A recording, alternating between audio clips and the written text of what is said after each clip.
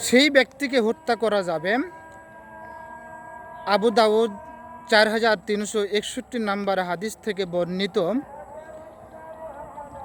রাসূল সাল্লাল্লাহু আলাইহি ওয়াসাল্লাম এর অপমাননার শাস্তি চাই। আসসালামু আলাইকুম ওয়া রাহমাতুল্লাহ। সেই ব্যক্তিকে হত্যা করা যাবে যেই সকল ব্যক্তি অতীতে এবং বর্তমানে নবীকে নিয়ে কটূক্তি করে, গালি দেয় এবং ইসলামটাকে ধ্বংস করার পায়তারা করে, সেই ব্যক্তিকে হত্যা করা যাবে। প্রিয় নবী হযরত মুহাম্মদ সাল্লাল্লাহু আলাইহি ওয়াসাল্লাম এর অপমাননার প্রতিবাদ গড়ে তুলতে হবে আমাদের মতো সকল মুসলিম উম্মাকে, যাতে এই ধরনের পাপ আর কেউ কোনো কাজ করতে না পারে। এই প্রতিবাদ গড়ে তুলতে হবে। রাসূল সাল্লাল্লাহু আলাইহি ওয়াসাল্লাম এর